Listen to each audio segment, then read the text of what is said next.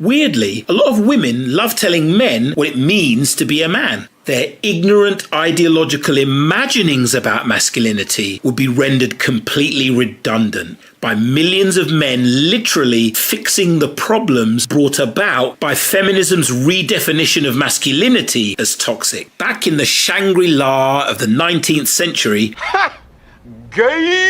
the last century before women were given the vote, men used to define what it meant to be a real man. And the very highest version of manhood, according to men, was given to us by Rudyard Kipling in his legendary poem, If. The Kipling poem is one of my favourites since I was a boy at school. My father read it to me once. To me as a little boy, it summed up what a man should be. If you can keep your head when all about you are losing theirs and blaming it on you. If you can trust yourself when all men doubt you, but make allowance for their doubting too. If you can wait to not be tired by waiting, or being lied about, don't deal in lies, or being hated, don't give way to hating, and yet don't look too good, nor talk too wise. If you can dream and not make dreams your master, if you can think and not make thoughts your aim, if you can meet with triumph and disaster and treat those two impostors just the same, if you can bear to hear the truth you've spoken, twisted by knaves to make a trap for fools, or watch the things you gave your life to broken, and stoop and build them up with worn-out tools. If you can make one heap of all your winnings and risk it on one turn of pitch and toss, and lose and start again at your beginnings and never breathe a word about your loss.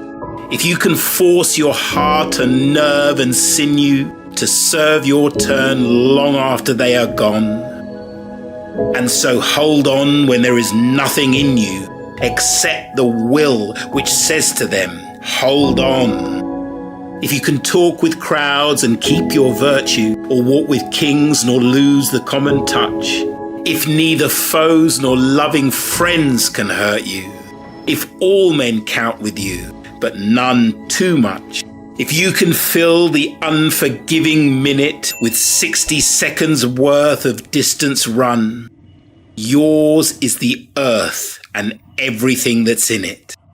And, which is more, you'll be a man, my son.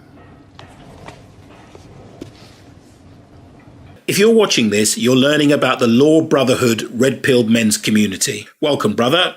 I'm Chris, aka Paradox. You may be wondering why I dubbed my own reading of If over that of the great Michael Caine. Well, I did it for two reasons. Number one, this is my all-time favourite poem, and I truly believe it provides the only definition of manhood and masculinity we need to completely reverse the civilization-destroying definition of masculinity that our delusional feminist sisters normalised some decades ago. So I actually prefer my own reading of the poem, which expresses in a heartfelt way just how profound I believe it to be, over that of Sir Michael's. Okay.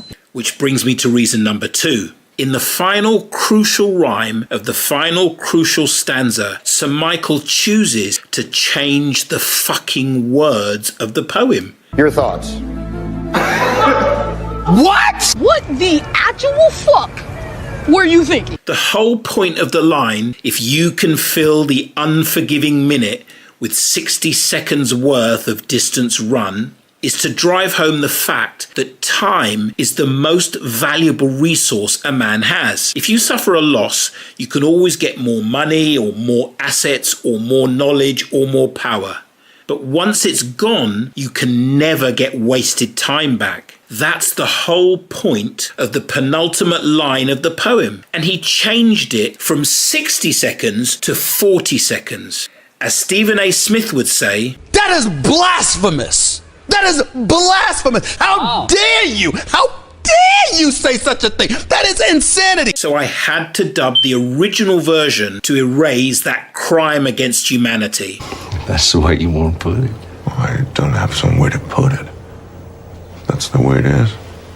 And do you know why he changed it? He changed it for the snowflake generations, the participation trophy generations, the generations of boys who have had the deep misfortune to grow up in a world that has feminized and infantilized them to such a degree that Sir Michael Caine, Alfred in Batman, didn't want to offend them by suggesting they had to seize the day, give life everything they had, and not waste their precious time playing the victim of circumstances. So he let them know that 66.6% effort was all that was required of them to be a man. Who does that?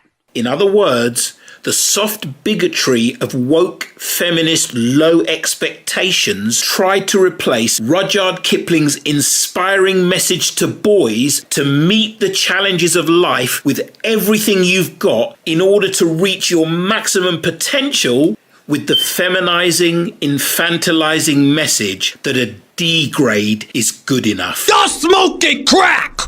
Something is wrong with you people! What the hell has this world come to? I'm not fucking having it. So that's why I recorded my own version of the ultimate description of what it means to be a man and what we at the Brotherhood understand to be a blueprint for both the self-mastered man and self-actualized man that you must become to fully complete your hero's journey. So, brother, it's no-brainer time. Grab your 7-day free trial, watch the orientation video where I reveal my 3-step hero's journey map, and let's get you started on the road to finding your why and living your legend.